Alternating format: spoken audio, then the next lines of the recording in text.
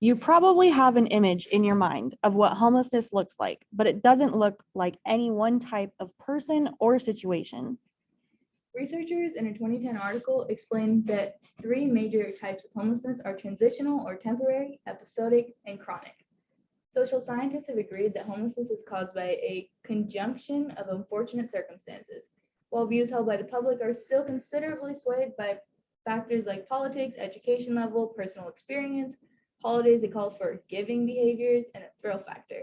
The researcher Goen offers three relative terms which describe the ways homelessness and poverty are thought about through either individual sin, personal sickness, or systemic practices. This idea of discourses on homelessness is like an umbrella term for the causes of ways to manage or potentially solve, and also describe the level of control homeless and impoverished individuals have over their circumstances. If the belief is that personal sin is why people are homeless, the sin talk discourse says the person has a great deal of control over their position, and punishment and exclusion are the management strategies to employ. For instance, this is where the stereotypes about homeless and impoverished people supposedly being lazy or not trying hard enough comes from.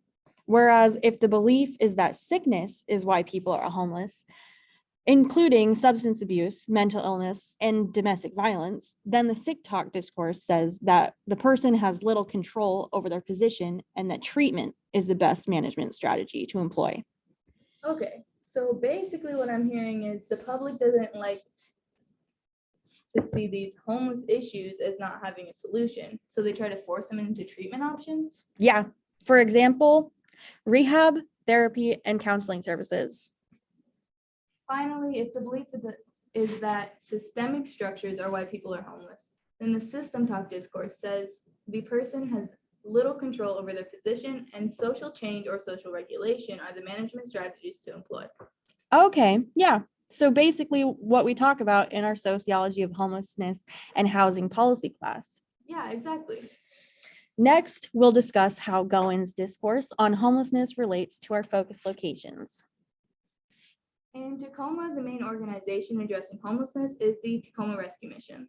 And the main organization serving the homeless population in Port Angeles is the Serenity House of Clallam County. We found that the main strategies they both use to address homelessness is treatment, aligning with Goen Sick Talk. For example, offering food services, shelter, and partnering with behavioral and mental health services.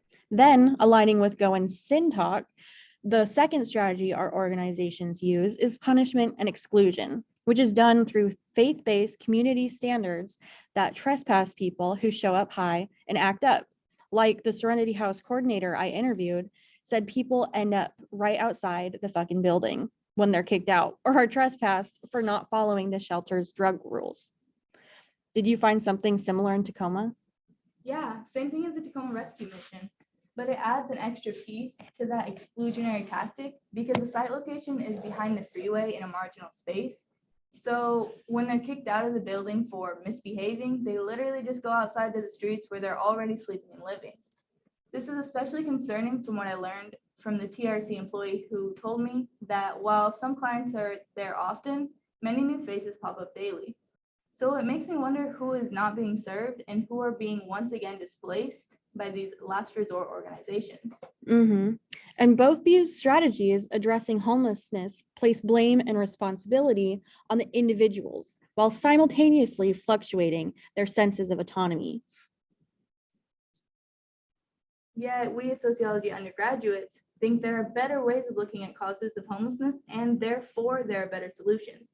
We propose those better solutions can be reached through system talk, forming our main argument for intervention.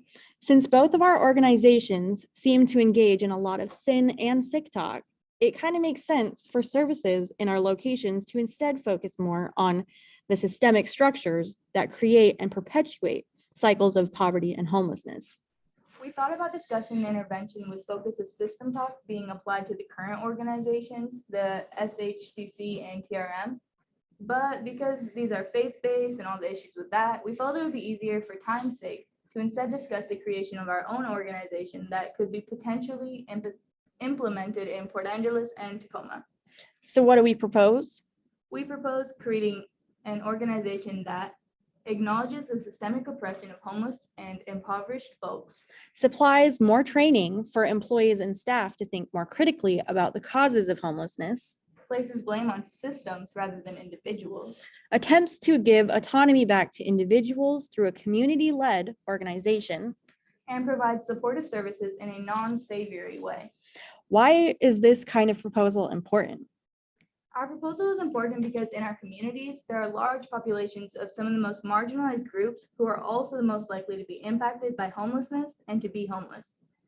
For example, according to the Tacoma pit count, over half of the population of those experiencing homelessness in the city are people of color. This is especially significant since Tacoma is the county head and the main city in Pierce County that serves homeless folks. And in Clallam County, over 40% of the people experiencing homelessness have a disabling condition, while women comprise more than 48% of that population, which shows that much of the population in our locations have the highest barriers in accessing homelessness services.